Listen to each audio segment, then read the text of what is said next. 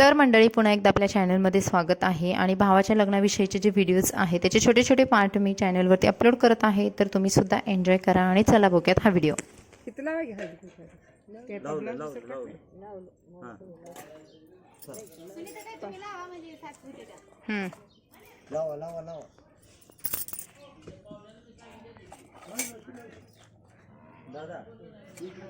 नवशी बसा खाली,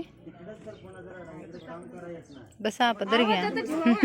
आमच्या मावशीनं म्हटलं बसा पदर घ्या. अहो पण तत ठेवली इकडनं बघाय. त्यांचा आहे का? बोलले झाले पांढरं पिठाने. ही जाण त्यांचा आहे का? तिथं असू द्या, ठेवा ठेवा, ते काय ठेवायचं झालं तुमचं. रस्त्यावर टाकू नका, कडला फोडत असं ठेवा. हळदी कुंकूला आहे सगळ्यांना, आम्हाला पण नाही लावलं. आमच्याकडे गावाकडील लग्न म्हटलं की घरासमोरच असतात लग्न, शक्यतो हॉलला वगैरे घेत नाहीत, त्यामुळे खूप एन्जॉय होतो, खूप धमाल होते, बऱ्याच दिवस कार्यक्रमसुद्धा चालतात.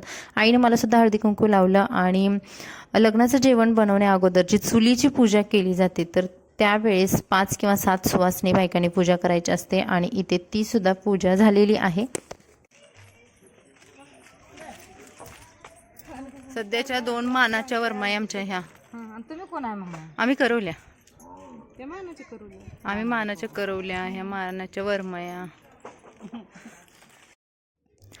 तर हे आहे माझ्या माहेरचं घर आणि मंडप वगैरे टाकण्याचं पूर्ण काम झालेलं आहे. लग्नाच्या अगोदरचं जवळपास मला वाटतं 2 ते 3 दिवसापूर्वीचा हा सीन आहे.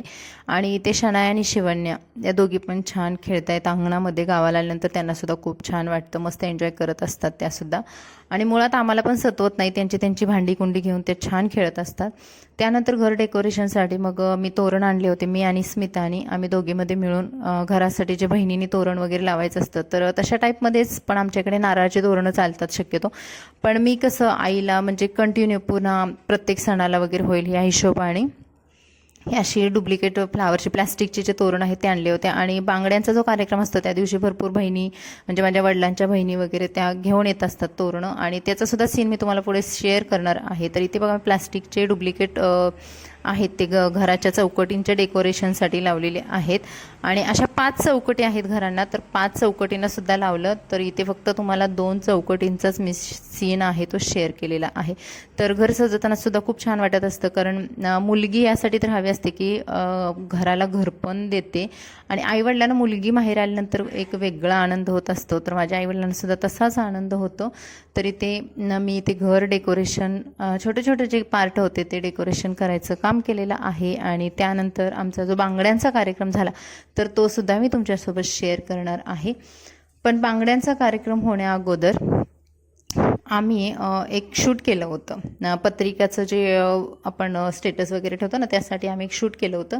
तर ते घरच्या घरीच व्हिडिओ बनवलं होतं आणि खूप मेहनत घेऊन बनवलं होतं, कारण माझे मिस्टर खूप छान प्रकारे एडिट करतात, शूट करतात, पण ना इथे ते नव्हते, त्यामुळे मलाच हे सगळं करावं लागत होतं. हे पत्रिकांचं मांडणं किंवा ते त्याच्यावरती डेकोरेशन करून त्याचा व्हिडिओ बनवणं, यासाठी मी, स्मिता, माझी बहीण आई संजू आणि भाऊ तुकाराम या आम्ही 3-4 मेहनत घेऊन हा व्हिडिओ फायनली बनवला होता. आणि ॲक्च्युली हा व्हिडिओ 20 सेकंदाचा बनलेला आहे, पण त्याच्या मागे मेहनत आम्हाला 2 तासाची लागली होती, कारण गावाला कसं प्रॉपर तेवढं सर डेकोरेशनचं साहित्य नव्हतं.